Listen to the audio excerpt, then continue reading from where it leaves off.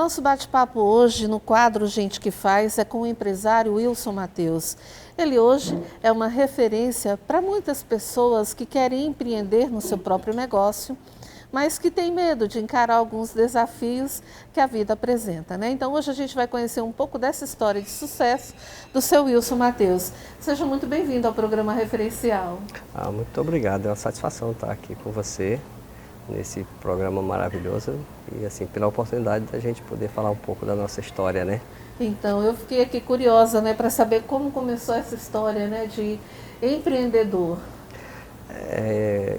Ser empreendedor, muitas pessoas já me perguntaram se a gente nasce empreendedor ou como fazer para ser empreendedor, né? Eu acho que, pelo menos no meu caso, eu fui empurrado a ser empreendedor, porque foi desde criança, né? Porque meu pai morreu, eu tinha 4 anos e a minha mãe, muito pobre, com 4 filhos, teve que morar na casa do nosso avô, na fazendinha do nosso avô, que ficava entre Imperatriz e a Açailândia. E tive muita dificuldade de aprender a ler e escrever e por esse motivo a minha mãe me mandou para Imperatriz, né? E fui morar na casa da minha avó para estudar em Imperatriz. Então, muito pobre, eu precisei me virar logo cedo, né?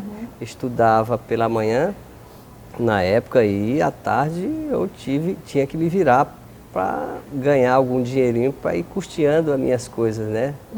Objetos pessoais. Então, desde cedo aprendi a me virar. Então, a minha história de empreendedor começou aí aos 6, 7 anos de idade, né? Bom, e aí, estando em Imperatriz, né, você ficou em Imperatriz, na cidade de Imperatriz, até quantos anos de idade? Até 23 anos de idade. E a partir disso, seu Wilson? A partir disso, logo, isso aí teve uma história longa por trás, né? Mas se eu pegar desse ponto que eu comecei a ir para Balsas, sempre por conta da necessidade, né? E eu tinha já quebrado 2 vezes, tinha aberto 2 empresas, aliás, nem 2 empresas, 2 ramos de negócio que era na época, né? E depois de ter quebrado, passado por garimpos e tal. Isso lá em Imperatriz? Lá em Imperatriz. Passei por vários garimpos. Quando larguei meu último emprego, que foi numa indústria de refrigerante, e aí eu fui tocar o meu negócio por conta própria, deu errado 2 vezes. Aí fui para o garimpo, deu errado, passei em 3 garimpos, deu tudo errado. Naquela época, né, do garimpo? Da época de garimpo, de Serra Pelada, de Camaru, então teve uma história longa por trás disso. Então isso já me fez empreendedor, né? Porque eu já senti o gosto de abrir um negócio, de tentar e de errar. Então, não tinha medo de errar. Não tinha medo de errar, até porque não tinha muito o que escolher, né? E entre voltar a ser funcionário e tocar e tentar de novo um terceiro negócio, aliás, um quarto, porque também fui garimpeiro, né? E eu não hesitei, né? Então, o que diferencia é aquela vontade de fazer, é perder o medo, né? E eu tentei de novo, fui vender refrigerante na rota de Balsas, eu não conhecia Balsas, eu conheci Balsas, ouvi falar de Balsas através de um amigo que eu encontrei na Serra Pelada, que me falou de Balsas, e eu o convidei para vender refrigerante lá, porque... Foi no garimpo, então, que surgiu essa luz a luz, de Balsas, né? E aquela coisa, surgiu uma luzinha no final do túnel e eu queria conhecer aquela luz. Então aí é por isso que eu digo que eu fui obrigado a empreender, né? Pela necessidade mesmo. E aí eu ouvi essa história e fui bater em Balsas. Não contei história, né? Bom, esse espírito aí arrojado, né? Meio que a gente pode dizer assim, não ter medo, né, desse desafio, do que é novo. Isso não assustava você? Não assustava. E assim, eu comecei a ir para Balsas em 84, em 31 de outubro de 84, vendendo refrigerante. Depois de ter quebrado 2 vezes, eu tinha muito medo de quebrar de novo, então eu já fui muito mais seguro, mais com o pé no chão, mais consciente do que eu tinha que fazer, já corrigido os erros que eu já tinha cometido. E nessa época, em 84, eu tinha 21 anos, né? Tinha muita energia. E então comecei a vender refrigerante. E durante 2 anos eu tive uma oportunidade muito grande, porque Balsas estava bem no início, estava nascendo um corredor de exportação e nascendo a soja naquela região, então é uma região que prosperava muito bem. E eu cheguei, mas chegou na hora certa. No lugar certo, na hora certa, né? Tanto que a primeira vez que eu entrei em Balsas, eu senti que aquilo, sim, era uma cidade que ia me... eu senti que eu ia prosperar naquela cidade. É preciso coragem, seu Wilson, para Muita encarar. coragem, precisa muita coragem, muita determinação, muita força de vontade. Você precisa abrir mão de muita coisa da sua vida pessoal, né? E foi o que eu fiz na época. Fui com muita determinação para Balsas. Eu cheguei a dar 2 viagens por semana. E o tempo passou, eu comecei com um caminhãozinho devendo. E com menos de 1 ano eu já tinha 2 caminhões, eu já levava um com refrigerante, um com mercadoria. E eu ia carregado e voltava carregado, porque eu ia vendendo mercadoria, refrigerante. E para você ter ideia, eu carregava uma cozinha na mala do caminhão. E eu parava 10 horas da noite, depois de virar toda a carga de refrigerante, porque o refrigerante a gente ia vendendo o líquido, percurso. pegando o vasilhame. E aí a gente ia botando em cima. Quando era à noite, depois das 8, 9 horas da noite, eu parava num posto de gasolina, virava toda a carga com um ajudante que trabalhava comigo. Aí que eu ia tomar banho e fazer a minha janta. Eu terminava de jantar à meia-noite. Nossa, é No dia preciso seguinte, muita determinação. Muita né? determinação. Mas isso me gerou bons frutos, porque no mês de 1 ano eu já tinha 2 caminhões. E eu já estava prosperando, né? Bem diferente da época que eu vendia na região do Pará, que eu vendia muito fiado, não recebia. Lá ao contrário, eu vendia muito à vista, recebia tudo direitinho e fui crescendo. Eu cheguei a um ponto, eu morava, na época eu morava no quintal da casa da minha sogra e eu morava num barraco de madeira, só tinha a cozinha e o quarto. E chegou uma época que eu ainda não tinha alugado prédio em Balsas, não tinha aberto mercearia, só cabia a minha cama e eu já usava a cozinha da sogra porque estava tudo cheio de mercadoria. Eu fui estocando, eu sempre gostei de estoque, né? Então fui estocando. Minha casa chegou um ponto que as caixas estavam quase caindo por cima da gente quando estava dormindo. Estava se tornando já o depósito da mercearia que já estaria por vir, né? Exatamente. Porque logo você conseguiu abrir a mercearia, né? Chegou uma época que eu decidi botar a mercearia em Balsas, porque começou, às vezes eu levava 2 cargas e sobrava alguma coisa, e a ideia era deixar minha esposa lá. E ela ficava vendendo o que sobrava e eu ficava viajando. E aí um dia, passando na Avenida Catulo, vi uns pedreiros construindo um salãozinho de 5 por 10, era 50 metros quadrados. E eu fui lá e perguntei quem era o dono, me informaram, fui lá e conversei com o dono e dei sorte porque ele estava fazendo realmente o salão para alugar. E eu de imediato já aluguei aquele salão e tinha um terreno do lado que era de um cunhado dele, me ensinou onde era a casa do cunhado. No mesmo dia eu aluguei o prédio e comprei o terreno do lado. Só. E aí montamos Abriu a primeira mercearia. A primeira mercearia em agosto de 1986, uma mercearia de 50 metros quadrados. Olha, é uma história e tanto. E a gente vai continuar conversando um pouco mais com o empresário Wilson Matheus, que está aqui contando para a gente, né, dessa experiência e incentivando você, principalmente, né, a fazer também a diferença, a acreditar em você mesmo, nos seus sonhos, né, seu Wilson? Sonhos, isso. Todos nós temos sonhos, só que nós temos que transformar ele em meta e temos que arregaçar manga e temos que ir para cima, né? Exatamente. Então a gente volta já para continuar esse bate-papo aqui com o empresário Wilson Matheus.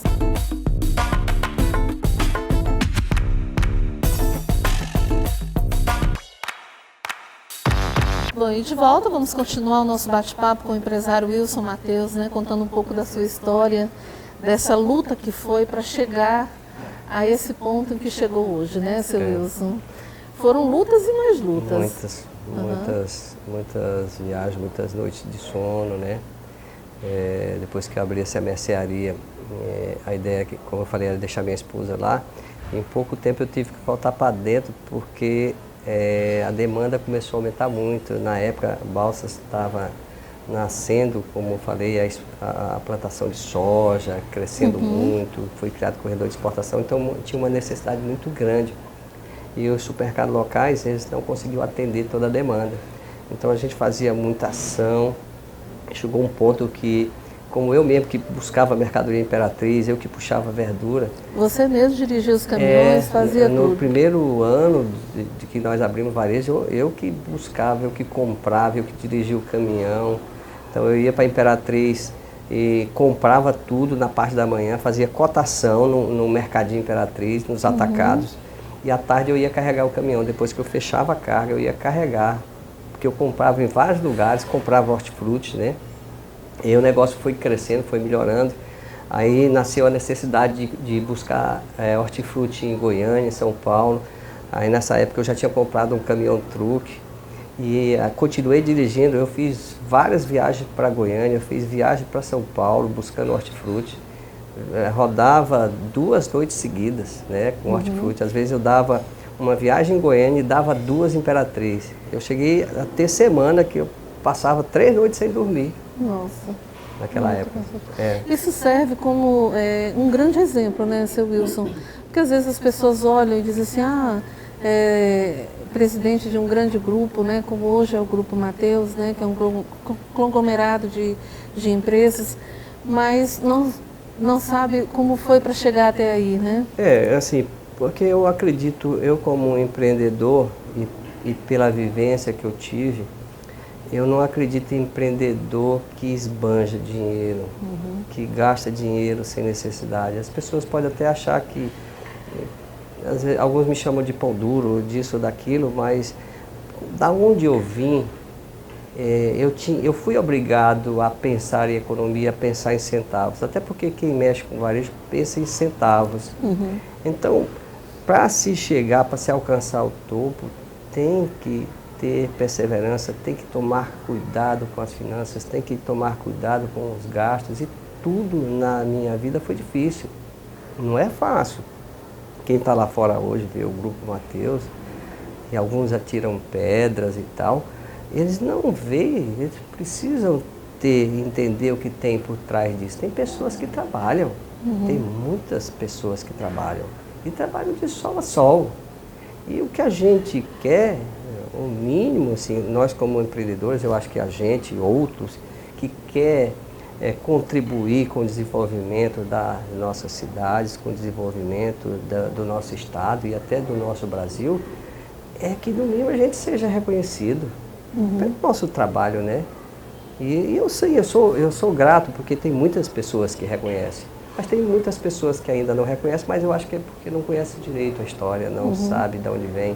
Muitas pessoas, às vezes, eu tenho convidado pessoas para conhecer o nosso administrativo, para entender como funciona toda a mecânica, todos os processos. As pessoas não têm noção que aqui na nossa retaguarda, só no nosso administrativo, tem mais de 800 pessoas trabalhando.